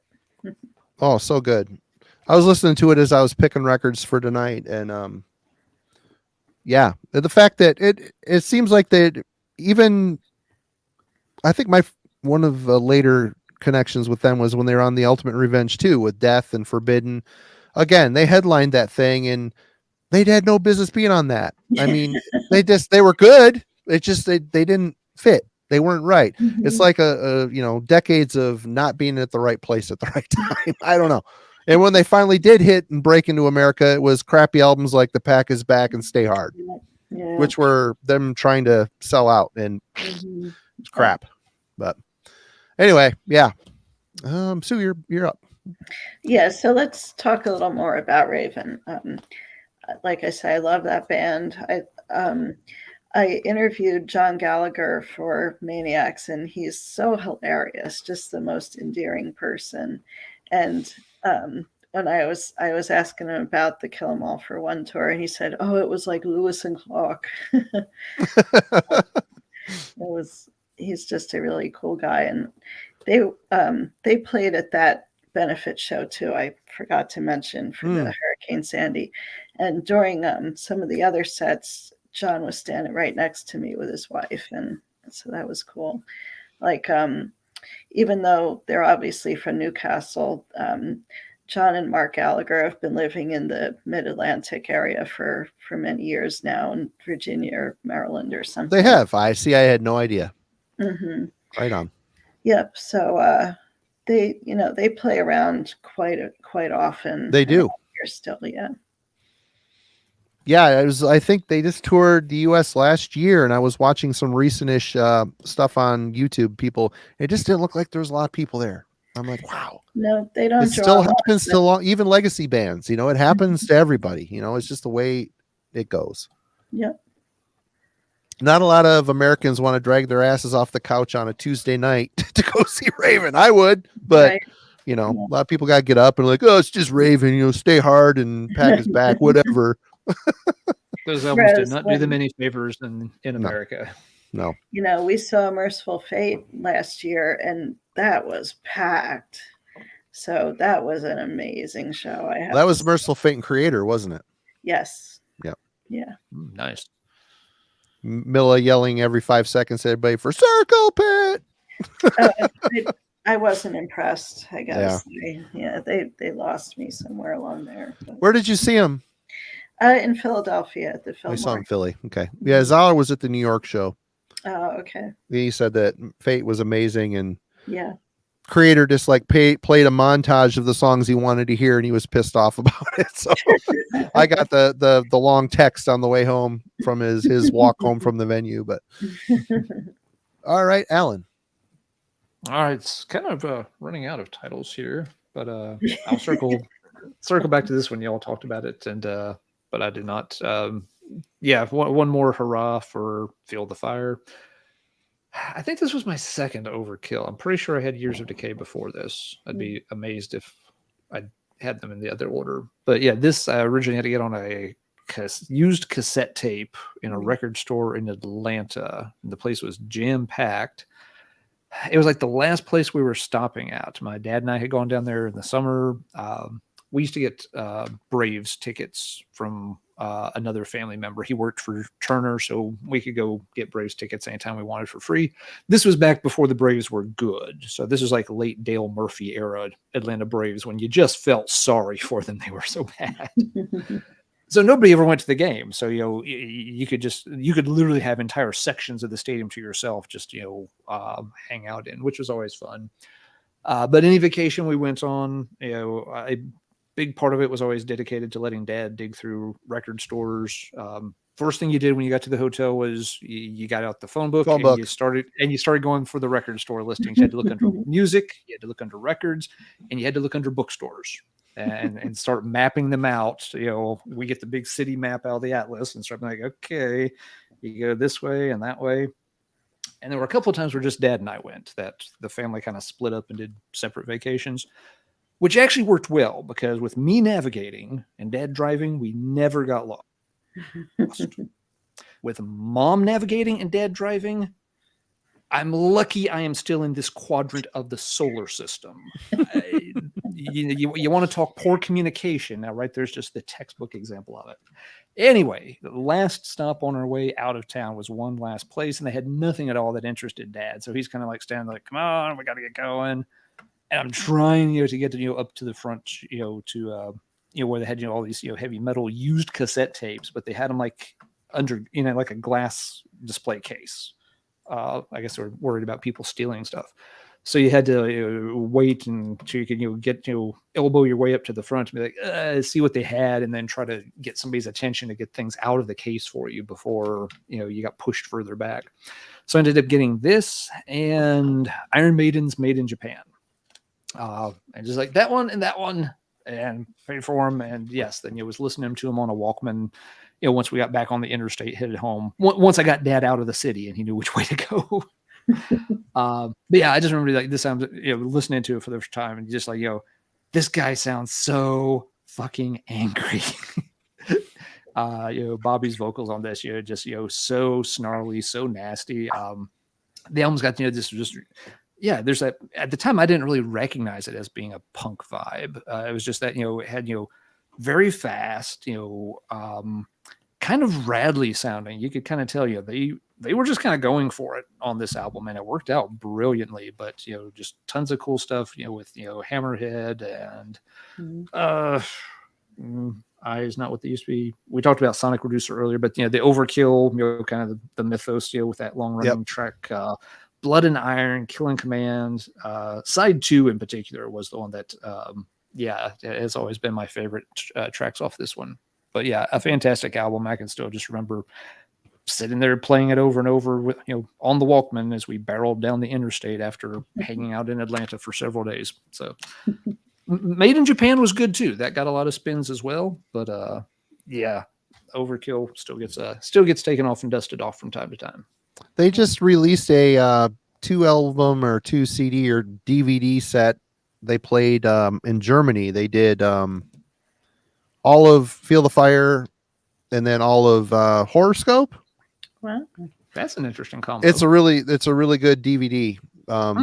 And they still sound absolutely great doing the old stuff because it's still Overkill.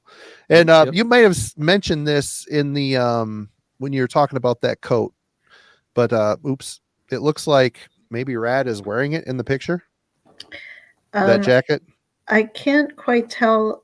He used to wear his leather vest most of the time. This one's denim, but here, I have the CD. This is all ripped to shit, so it looks like it could be denim. It's hard to tell. It's hard to tell in this picture. Yeah. Here, I have the CD here. I'll take a look. Wow. I too shall take a look. Get the magnifying glass out here.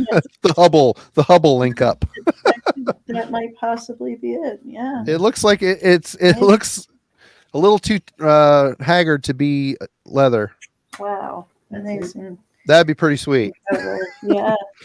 Oh, and then also the picture on the back here, I'm pretty sure was taken at the West Orange High School show. Oh, really? Unless maybe it's a different, maybe it's the picture on the back of their EP actually, because I went to the show with a friend who was wearing this particular shirt, and I saw him in front of the drum riser in that picture. But yeah, I think it's on their EP actually. The live EP, the Fuck You one. No, it was on their first EP. Hold on, let me grab it. I've got it right over here. Hold on, I'll be right back. Yeah.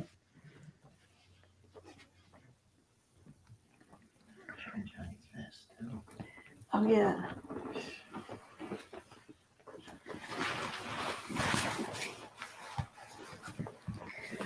Yeah, while Marty's looking for that, this was Johnny Z's Megaforce Fest, and oh, cool. it had the logo on the back and his name on the front. So this is a really neat piece too. Awesome. Very cool. Well, this is yeah.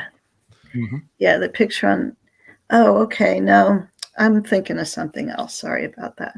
But yeah, it might be the live the Fuck You thing, because there was a very similar picture on the back. I got that. I can grab that too real quick. Hold on. Oh, it's okay. Well, yeah. So another thing that, as far as Metallica is concerned, they put out some EPs as well. There was the Creeping Death EP and the Jump in the Fire, which Megaforce put out. Yep. And I think you would see those around in the mall stores and stuff, and just the covers alone got people in. Oops. Show that again, Marty. I can't see it. Yeah, I'm pretty sure that's the picture. So that was taken at that high school show I was at. Another Megaforce release. Mm-hmm. Yeah. Love me some. I love their Overkill stuff. So good. God. Yeah. So they're still killing it live too. Yeah, and you're right, Sue. I remember seeing some of those Metallica EPs even at Walmart, somewhere in like probably the late 80s. You could find like the Jump in the Fire EP. Mm-hmm. I'm pretty sure, Marty, the Jump in the Fire cassette is what we looked at Walmart to make sure we knew how to do the Metallica design before we went home and broke out the puffy paint. Grandma, it's just not right. All right. Thinking back on it, I really am surprised that Grandma had no issue whatsoever with those shirt designs. I think she was just happy that I was participating. I wasn't doing the sullen teenager, slink off to the corner and put the headphones on kind of thing. It's like, oh, you're going to actually do this project with me? Sure, make any t-shirt you want. Damn. And I did. Yeah, Brian, no, Flotsam and Jetsam was not on Megaforce. Right on. Yep, they started out on Metal Blade. Mhm. Okay, well, the last I have for here is obviously let's talk about Metallica again. Mhm. There's no understating how much this band changed my musical paradigm. They just did. Mhm. Um, this is Electra, but Megaforce is also mentioned on the back. And this Mhm. is creep. Someone mentioned Creeping Death. This is a Under One Yep. Flag pressing of the tape. Okay. Oh, cool. I think this is a Whiplash Mm-hmm. Megaforce. Kill 'em all. Mhm.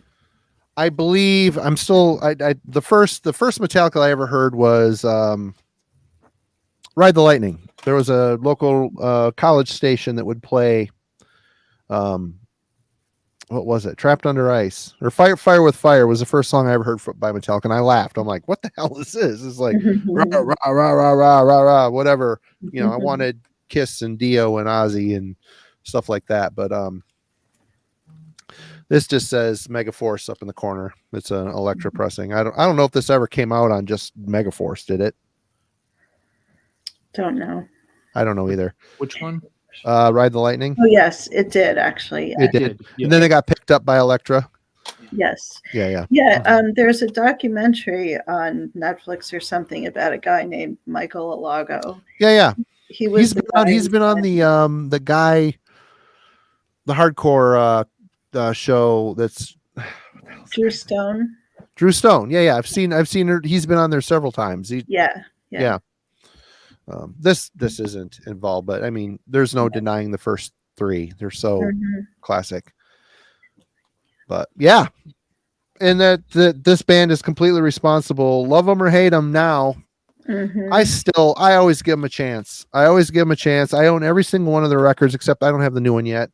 Mhm. Do I like them all? No, of course not. But just because of the direction they set me off on and were, directly responsible for getting me into more extreme vocals and faster tempos, and band means a lot, and they've done a lot for heavy music and for touring bands. I mean, they took their brand out to parts unknown and traveled through countries that no one has ever really been to before and opened the door for others, like the bands before them opened the doors for them. So Mhm. a lot of respect for Metallica. And Johnny and Marcia, they're remortgaging the farm to give these dudes from California a shot, and that's pretty incredible, pretty huge. Does things like that happen these days? No. I mean, the whole musical thing has changed so much with, kids don't need labels anymore. Mhm. It might help, but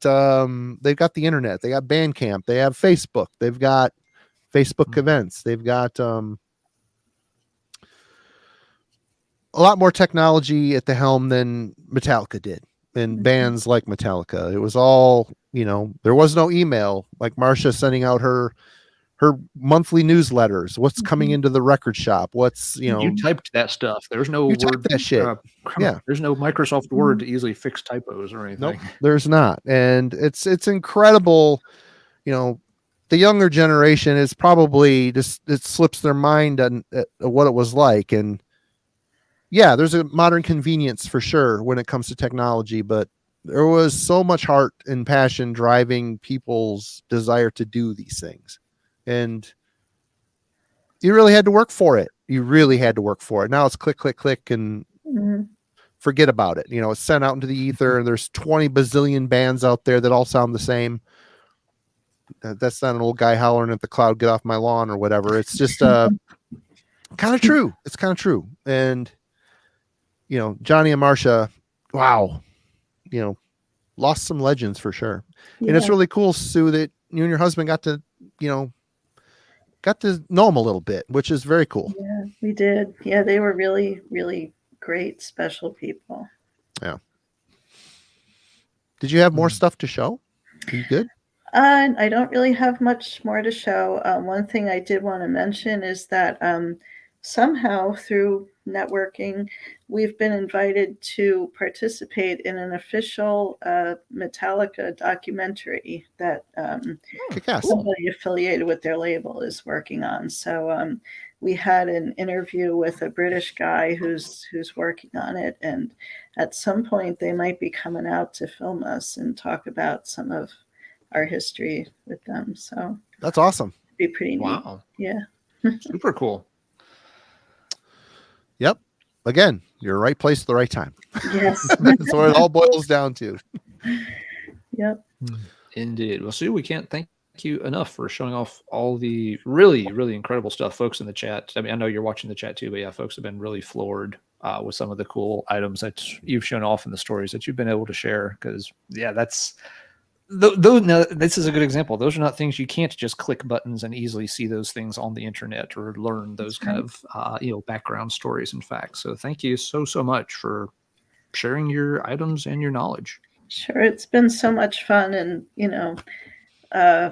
it's just great to be able to have a place where people can see these items and reminisce with us. So it's been really fun. Thank you. Very cool. And it's, typically it's probably a topic. I mean, we've talked about a lot of these bands on the show, but not necessarily the Zozulas. It's cool to kind of put the microscope on them, and from someone that knew them a little bit, and it's cool. It's cool. It actually has Rat Skates battle vest from back in the day.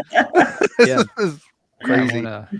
When John passed away, a year and a half ago, Marty and I talked like, we could do like a Megaforce tribute show, but we don't have that kind of history. We could have done it. It would have just been the main albums and the bands. But yeah, this is so much better, so much more in depth. All right. Well, thank you guys. We got to think of another topic to cover. Sue will be back, everybody, and maybe we'll get John on the camera instead of being the little worker monkey handing stuff in. He's being camera shy right now, which is ironic because he used to do a video zine back in the day. So right on. Oh, cool. Well, hang on, Sue. Don't hang up. If we can get Marty caught up on the Riot catalog, we might invite you back for that discussion. Okay, cool. I could sit that one out. I mean, I own 4 or 5 of their albums. I know there's 1,000 of them, so I don't know. Probably 16. It's exhausting. Well, that's not bad. After Saxon, if I could sit through 25 fucking Saxon records, I can do Riot. No problem. No problem. Call me in. I'm in. Right, I'm there. Well, don't hang up, Sue. We'll talk in a second. And everybody, thank you so much for hanging out with us again. Alan, do you have anything to add before we jump out of here? No, just thanks to everybody in the chat for hanging out. Some folks like Sean even tuning in a bit later. Glad folks have enjoyed the show. If you missed anything early on, you can certainly catch it on the replay. But yeah, it's been a really cool conversation about one of the I can't really say it enough times, one of the real cornerstones of the entire American heavy metal scene. Huge.